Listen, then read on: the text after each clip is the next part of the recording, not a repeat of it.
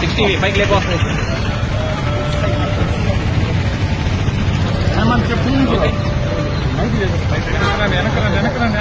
వెనకరండి. Okay గురు, start చేయ గురు. ముందుగా ఇక్కడికి రావడానికి కారణం ఎమ్మెల్యేతో అతని కుటుంబ సభ్యులతో కలిసి ఈ గుడిలోని వెండిని నా చేతులతో తీసుకుని బెంగళూరులో వాళ్ళు అప్పగించమన్న చోట అప్పగించి తప్పు చేశాను కాబట్టి శివయ్యని క్షమాపణ కోరడానికి ఇక్కడికి వచ్చాను. ఈ నెల 13వ తేదీ ఎస్పీ కార్యాలయంలో నేను ఫిర్యాదు చేయడం జరిగింది. ఇతని అవినీతి వెండి పైన కానీ నాకు ప్రాణహాని ఉందని కానీ అతనికి ఎస్పీ గారికి నేను కంప్లైంట్ చేయడం జరిగింది. ఇక్కడ జరిగిన వెండి అవినీతిపై ఇంతవరకు ఏ అధికారి కానీ స్పందించి ఒక కంప్లైంట్ కానీ ఏం జరిగిందని నన్ను విచారించడం కానీ ఎటువంటిది జరగలేదు. దీనిపైన ఖచ్చితంగా ఈ గుడిలో జరిగిన వెండి పైన ఆయన చేసిన లిక్కర్ స్కామ్ మీద రెండింటి మీద విచారణ జరిపించాలని ఖచ్చితంగా అధికారులను కోరుతా ఉన్నాను. ఇంకోటి ఏంటంటే ఆయన నుంచి నాకు ప్రాణహాని ఉంది.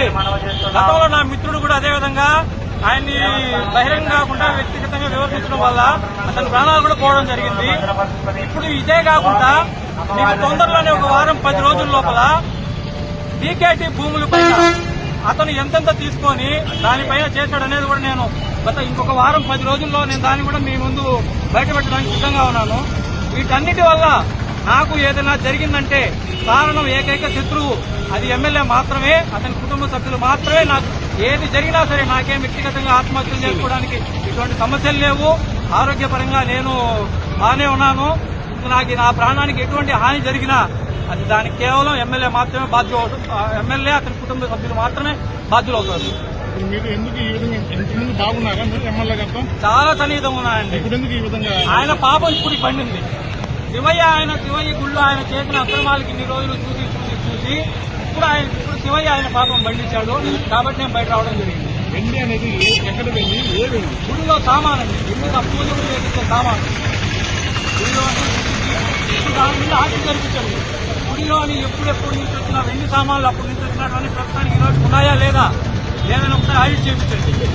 ఈ మధ్య మీరు ఎస్పీ కంప్లీట్ ఇస్తారు కదా, అవును, దాని మీద ఎటువంటి యాక్షన్ లేదు. నాకు రక్షణ గాని లేదా అక్కడ నేను ఇచ్చిన సాక్ష్యాల మీద విచారణ గాని ఎటువంటి విచారణ గాని ఏది జరగలేదు. దీని మీద ఖచ్చితంగా విచారణ జరిపించాలని కోరుకుంటాం.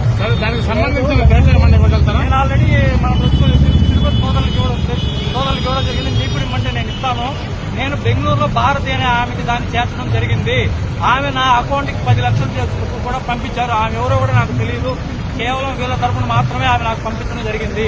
మీకు తొందరలో వితిన్ 1 వీక్ 10 days లో ఇక్కడ జరిగిన ల్యాండ్ గురించి కూడా నేను మీకు తెలియజేస్తున్నాను. 10 రోజుల్లో తెలియజేస్తాను. అది ఇంకా పెద్ద అవినీతి. అది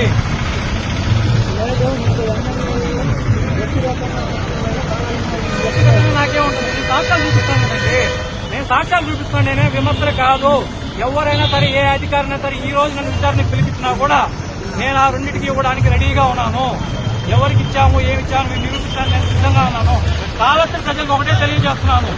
ఈ ఎమ్మెల్యే పై కనిపించేంత సౌమ్యుడు కాదు. ఈసారి కన్నా మీరు అతన్ని గెలిపించారంటే మాత్రం మీ ఇళ్లలో కూడా మీరు ఉండలేరు. 13 సంవత్సరాలు తనతో సావాసం చేసిన వ్యక్తిగా చెప్తున్నాను. ఈసారి పొరపాటున ఆయన కానీ గెలిచాడంటే మీ ఇళ్లలో మీరు కూడా ఉండలేరు. దీనికి సంబంధించిన ఎవిడెన్స్ ఇస్తాం. ఏం కావాలో ఇస్తాం.